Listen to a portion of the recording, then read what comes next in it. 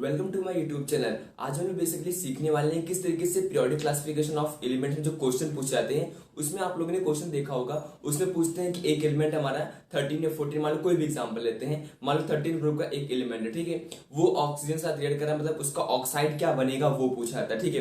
कोई एलिमेंट दे दिए, कहते हैं बताओ इसका ऑक्साइड क्या होगा।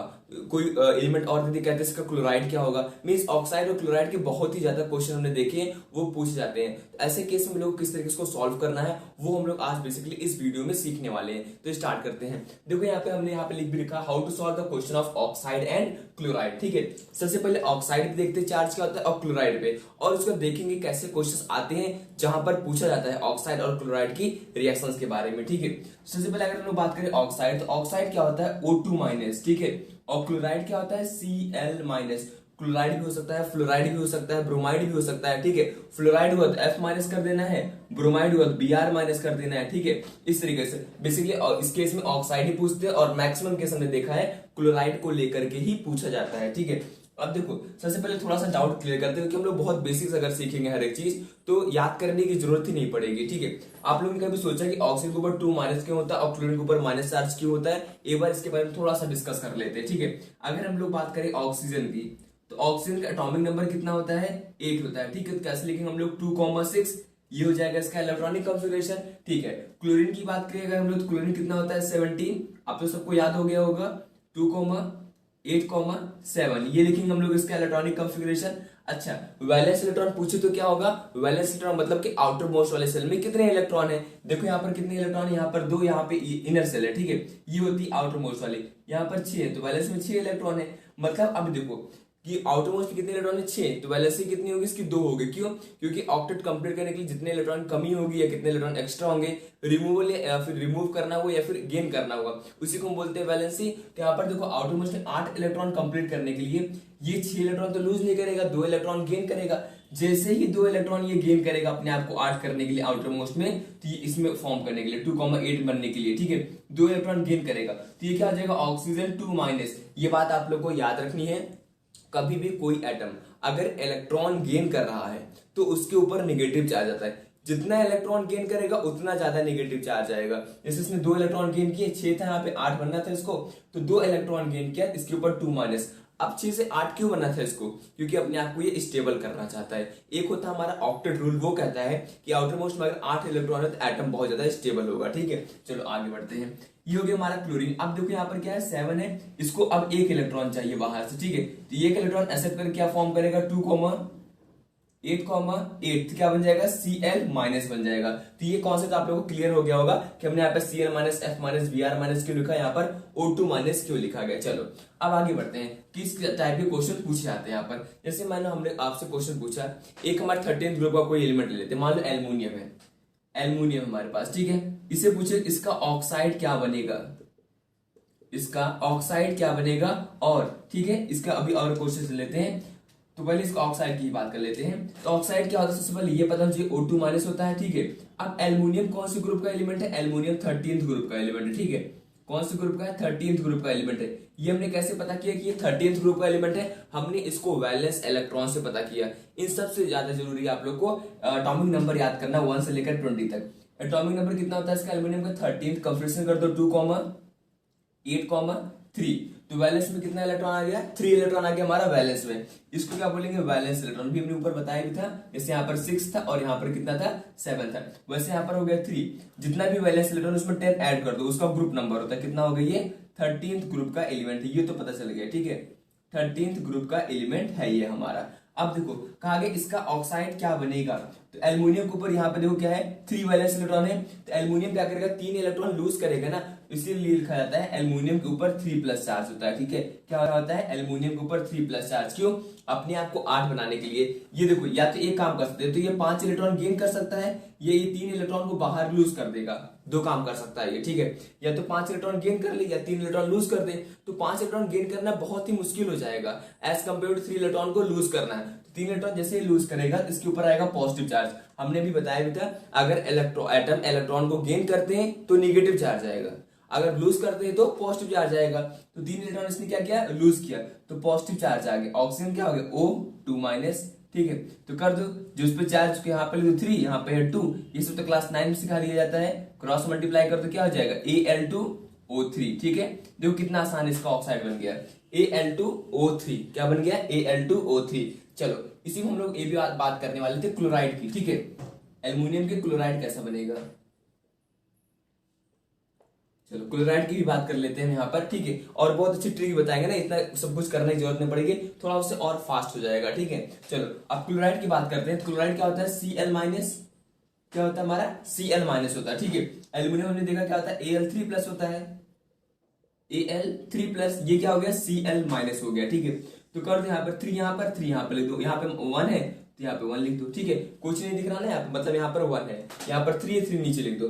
क्रॉस मल्टीप्लाई करो इसको इसके साथ, इसको इसके साथ, तो ये हो गया Al और ये आ गया Cl3, क्या हो गया AlCl3 हो गया। ये हो गया हमारा एल्युमिनियम का क्लोराइड, ठीक है। तो कई बार क्या होता है ना, आपसे नहीं बोलेंगे कि एल्युमिनियम है, यहाँ पर आपसे बोलेंगे 13th ग्रुप का कोई भी एलिमेंट है, ये आप लोग को पता होना चाहिए। अलोंग द ग्रुप, ठीक है, यहाँ हम लिख दे रहे हैं, पॉइंट बहुत ज्यादा इंपॉर्टेंट है।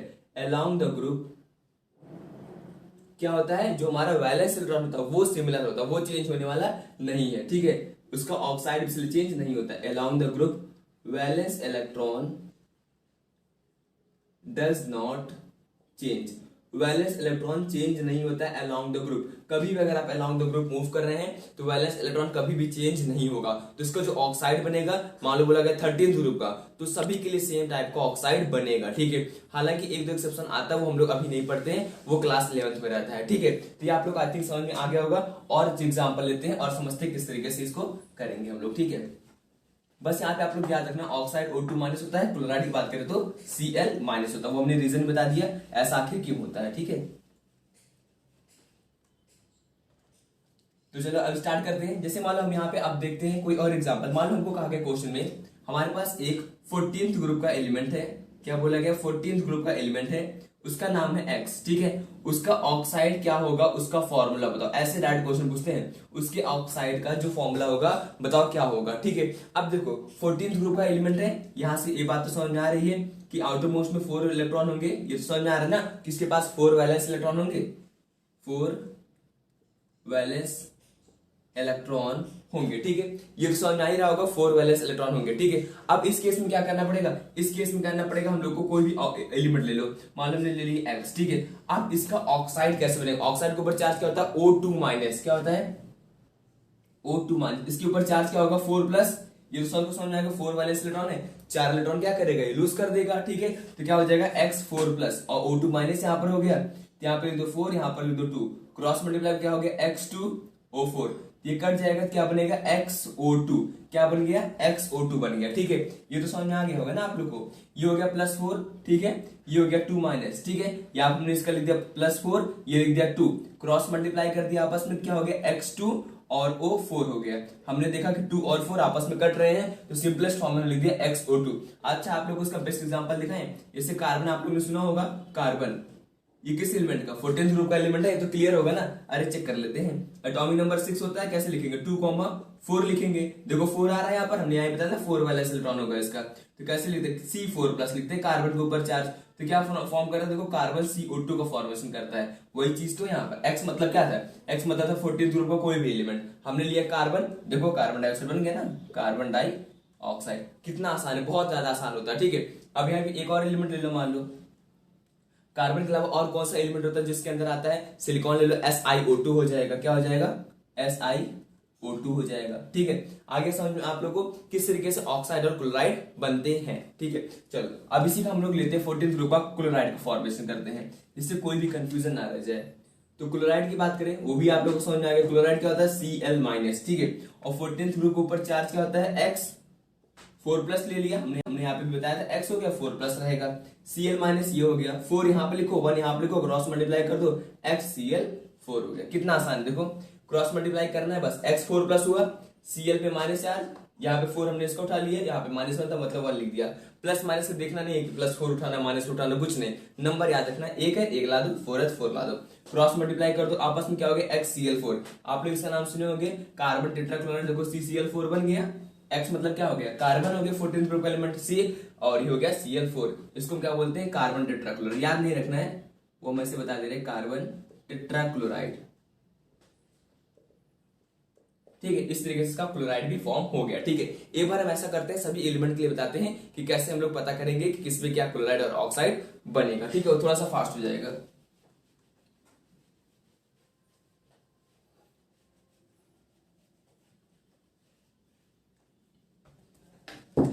जैसे मान लो अगर हम यहाँ पे एलिमेंट ले लेते हैं, मान लो हमने ले लिया, इसे एग्जाम्पल के लिए 13th ग्रुप ले लेते हैं। ठीक है, 14th ग्रुप हमने यहाँ पे लिख दिया, 15th ग्रुप ले लिया, 16th ग्रुप ले लिया हमने यहाँ पर, 17th ले लिया। ठीक है, 18th तो फॉर्म नहीं करेंगे, तो सबको पता चल रहा होगा क्यों, क्योंकि वो नोबल गैस एलिमेंट बहुत ज्यादा स्टेबल होते हैं, किसी साथ उनको कंबाइन करने की जरूरत नहीं है। ठीक है, चलो अब यहाँ पे हम बात करें, इसके ऊपर चार्ज कितना होगा, 3 का होगा। ठीक है, अच्छा वैलेंसी की बात कर लेते हैं। ठीक है, उसी को तो बोलते हैं चार्ज क्या होगा, वैलेंसी इसकी कितनी होगी, 3 होगी, इसकी कितनी होगी 4, इसके पास कितना होगा 3, इसके पास कितना होगा 2, इसके पास कितना होगा 1। ये तो समझ में आ गया ना, इसके पास 3 कैसे, इसके पास 4 कैसे, एक बार चेक कर लेते हैं कैसे होगा ये।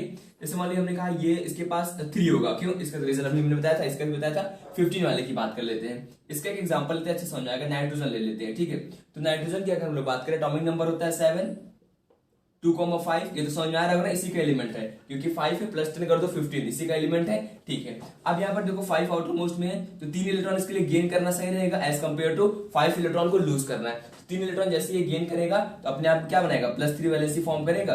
उस तरीके से 16 है, तो 16 का एग्जाम्पल ले लो, एक ऑक्सीजन ले लो, ऑक्सीजन खुद इसी के अंदर आता है, क्या हो जाएगा 2,6 हो जाएगा। यहाँ पर 2 इलेक्ट्रॉन गेन करना ज्यादा आसान रहेगा, इसलिए इसका होगा 2।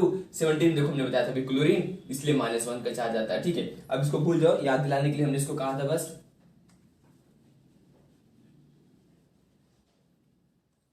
अब इसके ऑक्साइड की डायरेक्टली हम लोग बात करते हैं कैसे ऑक्साइड फॉर्म होगा। जैसे इसकी हम लोगों ने बात किया था +3 यहाँ पर बन रहा है। ठीक है, और ऑक्साइड कैसा होता है वो हमने अभी बता दिया था, O2- होता है, क्या होता है, उसके ऊपर -2 का चार्ज रहता है। ठीक है, हमने इसको फिर से एक बार लिख देना है। जैसे इसका भी एग्जांपल से बोरॉन हो गया हमारे पास। ठीक है, बोरॉन हो गया, और एल्युमिनियम लेते हैं, इसी के एग्जांपल के अंदर ही आता है। ठीक है, तो बोरॉन की बात करके क्या होता है, 5 एटॉमिक नंबर होता है, तो क्या हो जाएगा 2,3, 3 इलेक्ट्रॉन लूज कर देगा, क्या फॉर्म करेगा, बी फॉर्म करेगा, और भी क्या बनेगा +3 का चार्ज, क्योंकि ये 3 इलेक्ट्रॉन को लूज कर रहा है। एल्युमिनियम क्या हो गया, एल्युमिनियम का हो गया 3+ चार्ज। ठीक है, इस तरीके से गैलियम भी इसी के अंदर आता है, इंडियम आता है, थेलियम, वो अगर नहीं आए कोई बात नहीं, बस ये एलिमेंट याद रखो 20 तक। ठीक है, अब अगर हम बात करें इसकी, तो यहाँ पर क्या आ गया, कार्बन आ गया, सिलिकॉन आ गया। ठीक है, जो आप लोग को याद रखना है। और इसकी बात करें, नाइट्रोजन आ गया, फास्फोरस आ गया, यहाँ पर बात करें ऑक्सीजन आ गया, सल्फर आ गया, यहाँ पर आ गया फ्लोरीन, क्लोरीन। ठीक है, ये कुछ एलिमेंट जो एटॉमिक नंबर 20 के अंदर आते हैं, आप लोग को इन सब एलिमेंट का याद रखना है। ठीक है, अब इसे इसमें देख लो, इसमें हमने क्या बताया था, CO2 का जैसे फॉर्मेशन हो गया, SiO2 का फॉर्मेशन हो गया। ठीक है, क्यों, क्योंकि यहाँ पर भी हमने एग्जांपल भी दिया था किस तरीके से CO2 और SiO2 बन रहा था। अब यहाँ पर देख लो, यहाँ पर क्या है, हमारे पास नाइट्रोजन है। ठीक है, अब नाइट्रोजन क्या होगा, +3 फॉर्म कर रहा है, इसका समझ लेते कैसे हुआ। मान लेते X हो गया, यहाँ पर आ गया +3, क्योंकि इसने 3 इलेक्ट्रॉन को लूज किया। ऑक्सीजन के ऊपर क्या आ गया 2-, तो क्या हो जाएगा N2X3। एक मिनट, एग्जांपल इसका ले रहे थे, इसका ले लो, 3 यहाँ करो, 2 यहाँ क्रॉस मल्टीप्लाई कर दो, H2O3। तो अगर हम बात करें नाइट्रोजन की, क्या हो जाएगा N2O3। समझ में आ गया होगा आप लोग।